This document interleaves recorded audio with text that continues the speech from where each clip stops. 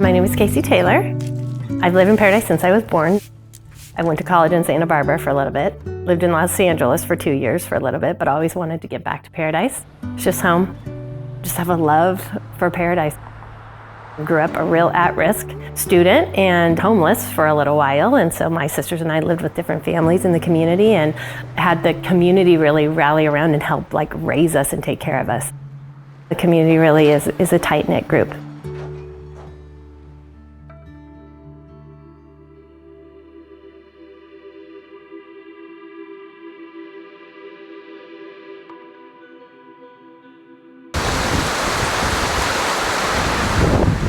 My 35 years of fighting fire, I've never seen anything quite like this.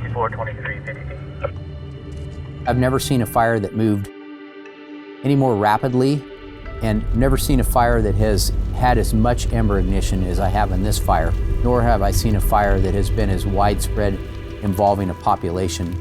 Unfortunately, they're becoming more and more common. I told my wife that morning, this is going to be a bad day. The wind was really strong and gusty. There was heavy fire conditions. The ember cast was significant. Nearly the entire town has been incinerated by towering flames. We still all thought that we were going back. It still hadn't hit that the town was gone. I'd probably been evacuated 10 times growing up in Paradise. And it was always a warning, and it's the fire's coming up here, but it's never gonna actually blaze through the whole entire town. So in the next couple of days when we had heard, no, you can't even go back up to Paradise to even see because it's so toxic and it's still on fire, then we all started thinking now what do we do?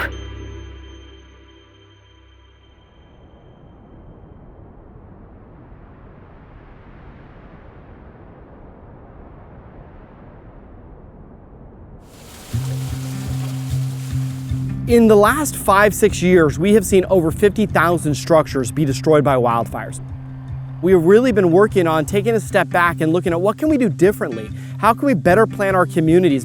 I'm Daniel Berlant. I am the Deputy Director of our newly minted Community Wildfire Preparedness and Mitigation Division. As we continue to experience, in some cases, complete communities destroyed by wildfire, we have partnered with a number of research groups to understand how wildfires move and how homes are destroyed, and then to learn the mitigations that we can take. Defensible space has been around for decades, but we've really found that it's the combination of both defensible space and the retrofitting, hardening your home that give a home the best chance of surviving a wildfire. Home hardening is the action of building or retrofitting a home or buildings on your property with building materials that are ignition resistant. Take a roof, for instance. Using Class A rated roofing assemblies enhances survivability by reducing ignitions. Consider your wall coverings. Using ignition resistant materials enhances the survivability of that home. Using dual pane windows, at least one of those panes being tempered glass, is extremely important. Consider the vents. Vents around the home are your first defense on stopping embers from entering that structure. Remember to use 1/16 to 1/8 inch wire mesh and stay away from fiberglass and other products that might melt and burn. Defensible space sets a buffer to ensure that there is space between the wildfire and the home so that the home has a chance of survivability. Defensible space has 3 different zones. Zone 0, that is 0 to 5 feet. Research has shown that a lot of the structures are starting on fire from that small window of the 0 to 5 feet, and that's from vegetation and decorative materials. Anything that you have up against your house has the potential to burn. You need to remove it and create that safe space. 5 to 30 feet is our zone 1, and that zone is to keep any vegetative material at a small enough level that an incoming wildfire won't make an impact on the home. Zone 2 is the 30 feet to 100 feet, where any of your combustible materials such as wood piles, RVs, boats, etc. are out in that area, so it doesn't have any impact on your home.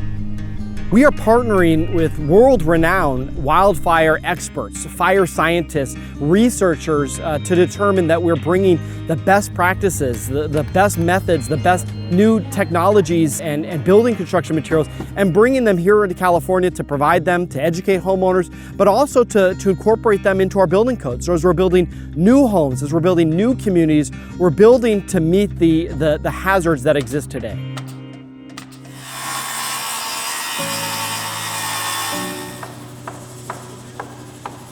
After the fire, our town leadership and our service groups really bonded together to create a vision of what Paradise would look like coming back. Every house now that gets built in Paradise is being built to these new fire-safe codes. This rebuilding Paradise is a community effort. I really feel like all of us owe it to the community and to our neighbors to harden our homes and keep defensible space.